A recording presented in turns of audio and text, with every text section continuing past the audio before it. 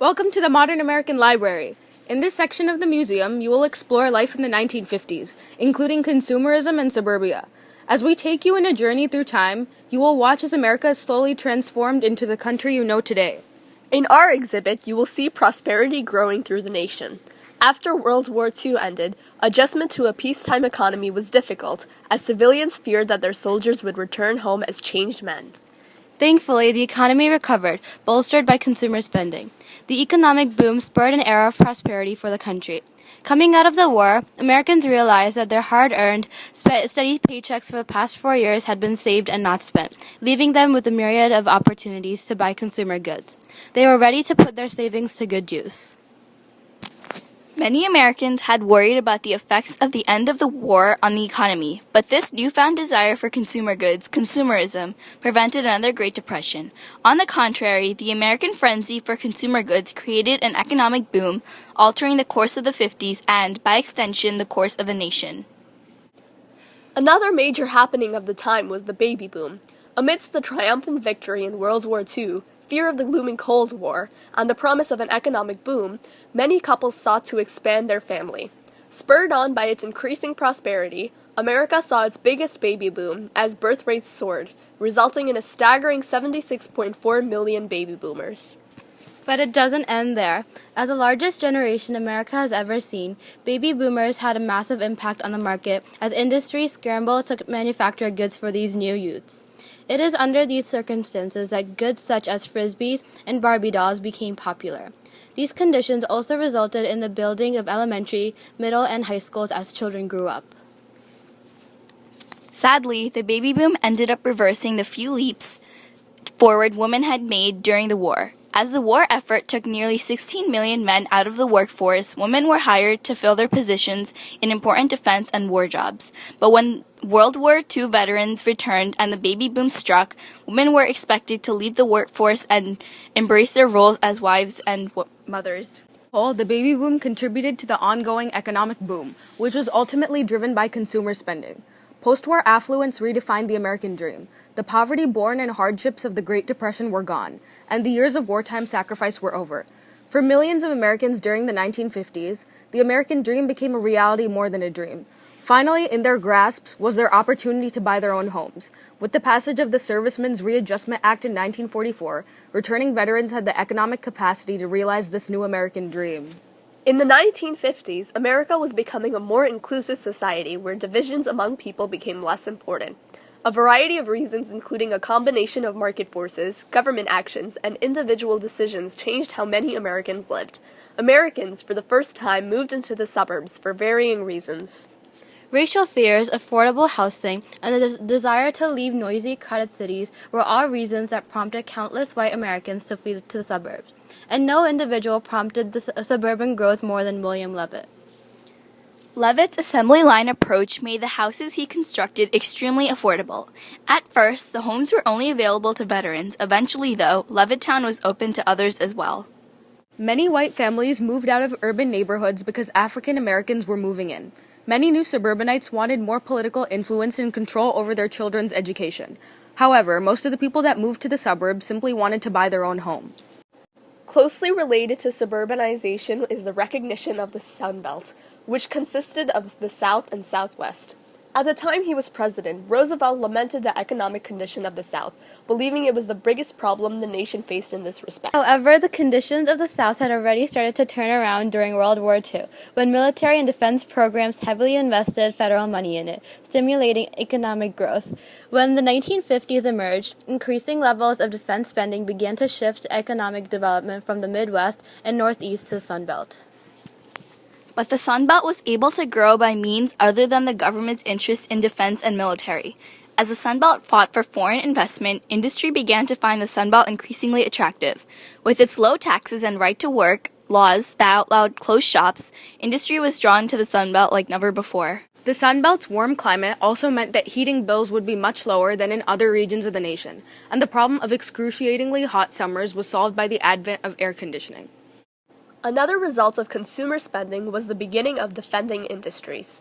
As the threat of the Cold War and nuclear weapons loomed, the government was beginning to take action to ensure that the United States emerged as the world's top superpower. This meant the government was investing heavily in defense industries, stimulating the economy. It also meant that the government was now taking a very active interest in science and education, more important than ever in this new world of nuclear weapons. This was reflected in the establishment of the National Science Foundation, founded on May 10, 1950. Rather than conduct in its own research, the National Science Foundation was created to fund qualified nonprofit and educational institutes. It reflects a very American line of thinking in that its goal was to foster ingenuity and creativity among individuals rather than relying on the government to produce everything. This also increased the new middle class as more and more government programs required scientists, engineers, and other white-collar workers. But the workplace was shifting in many other ways as well.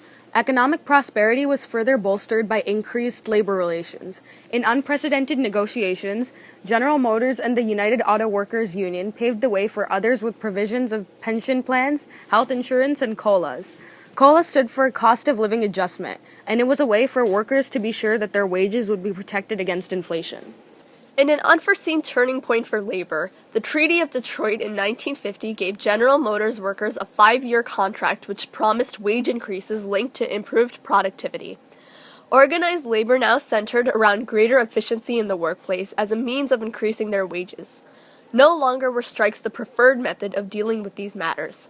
In these conditions, those in unions were now propelled to the middle class. Next, we will be talking about the happenings of major events in 1952. First off, Dwight D. Eisenhower was elected president after his television campaign in 1952. President Eisenhower, it turns out, knew how to win elections using technology of that time, TVs. Eisenhower aired the first ad campaigns on television in 1952. Called Eisenhower Answers America, the ads featured everyday Americans asking questions about the issues of the day. For example, the war in Korea, inflation, and high taxes. Also in 1952, America and Russia exploded the hydrogen bomb, America being the first, with Russia following 6 months after. Seeing the pace of international competitors and dangers, Americans started to feel very insecure in their homes. As a result, they took steps to take care of their safety before all else. Moving on, we have now come to 1953. In 1953, there were more white-collar workers than blue-collar workers, meaning that there were more people who held professional jobs over jobs that required manual labor. However, the line between the working class and the middle class was getting muddled. As more blue-collar workers joined unions, there was no exact boundary between the working and middle class. This created the new middle class. Additionally, the type of work that the workers performed did not trump their social status. People of color were not treated the same as whites, although everyone was supposed to be taking part in the post-war prosperity. After the new middle class developed and many Americans were integrated into the society, many people were uncertain of what type of behaviors were expected of them. As a result, many Americans looked to mass media to guide them. The media heavily influenced the women of the time as it guided them in performing their household obligations. Not only did magazines help aid Americans, but television had some credit in steering American lives. In the 1950s, television taught Americans how to be middle class and helped foster national American culture. Mass media further shaped American households when Hugh Hefner launched Playboy magazine. Hefner saw this as a way to combat the sexual repression of the time and to challenge what he described as family-based, blurred distinctions between the sexes. Sexuality in the 1950s was very much a struggle between a youth culture moving towards freer sexuality and a societal effort to suppress it. Intercourse outside of marriage was wholly unacceptable. In society's eyes, a couple ready to engage in intercourse was ready to be married, and women who broke this code were condemned for their actions. Those who became pregnant outside of marriage were expelled from schools or colleges. Anything but a heterosexual relationship was also deemed unacceptable. Homosexuality was considered unforgivable and was grounds for expulsion from a college, dismissal from a job, and even jail. Despite these repressive standards, Americans were beginning to break the sexual rules of this era. One such American was Dr. Alfred Kinsey, whose discourses on sexuality revealed to the American people that the overall sexuality of the nation was much more diverse than they would have liked to think. Director of the Institute of Sex Research at Indiana University, Dr. Kinsey revealed that half of females who disapproved of premarital sex had engaged in it themselves. He also estimated that about 37% of men had engaged in homosexual relations in one way or another. Although many were quick to condemn him, Kinsey allowed many Americans to realize that they were not the only ones breaking the sexual rules of the time. On July 17, 1955, Disneyland opened to the public. Although the event did not run quite smoothly, as paint was still wet and the asphalt was not set yet, the cultural impact Disneyland had on the United States was tremendous. Disneyland was made with the intentions of being educational and also entertaining to kids and adults alike. To the citizens of the United States, Disneyland took away worries from the minds of Americans. In addition, the baby boom being during this time was a bonus, as Disneyland now catered to hundreds of thousands of children. Walt Disney said, "Disneyland will never be completed. It will continue to grow as long as there's imagination left in the world." Walt Disney's amusement park has endured time and still remains one of the world's most popular attractions. Moving on to the presidential election of 1956, this country saw popular Dwight D. Eisenhower fit for re-election. The 1956 election was a rematch of 1952, as Republican Eisenhower's opponent was Democrat Adlai Stevenson, whom Eisenhower had defeated 4 years earlier. Television was relied on by both parties to advertise campaigns. Eisenhower's health had become a quiet issue. He suffered a heart attack and had a major surgery in 1956. This led to the Democrats to question his ability to lead. Although Eisenhower won the presidency with a great margin, he failed to win majorities for his party in either the House or the Senate. The next major event that occurred was the launching of Sputnik by the Russians in 1957. When word of the successful launch spread to Americans, many people started to feel afraid. Americans realized that Russia had an advantage with the key to outer space within their reach. Now that a Russian satellite was in space, Russia had the power to drop bombs over nations from great heights. As a result of this, many Americans started building bomb shelters in case of emergency. Another result of the launching of Sputnik were the changes in religion. In the 50s, more Americans began to attend church. Americans' feeling of powerlessness led many to seek the guidance of a higher power. As a result of the resurgence of religion and a growing need to separate from communists, Congress added the phrase "under God" to Pledge of Allegiance, and "In God We Trust" became mandatory on U.S. currency during the 1950s. With the Soviet Union's launch of Sputnik, Americans were increasingly worried about the state of the country's education. The educational movement directly after World War II, the Life Adjustment Movement, aimed to teach students life skills that would be helpful if they did not seek higher education. Headed by Charles Prosser, it claimed to represent true democracy but was criticized by academicians, who called it soft. Sputnik further reinforced the importance of educating Americans so they could compete with the Soviet Union.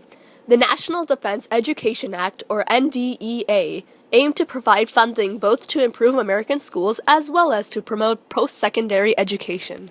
Specific provisions of the bill included loans and scholarships to students in higher education, including those who showed promise in STEM and foreign languages, as well as those who planned to become teachers. The NDEA also included provisions for experimenting in the use of media for education purposes, as well as ways to help graduate students so they could one day assume professorships at higher learning institutes. The NDEA marked the beginning of the federal government's involvement in education. In 1958, to counterattack the launching of Sputnik, the U.S. launched Explorer 1 at Cape Canaveral. As a result, NASA was founded the same year to continue aerospace technological advancements. Alaska's importance was discovered during the Second World War. However, Alaska became a state quite later, on January 3, 1959. Soon after, Hawaii followed, becoming the 50th state on August 21, 1959. Now that our video has come to an end, we hope you enjoyed learning about the history of the exhibit you're about to view. Enjoy the tour of the Modern American Library.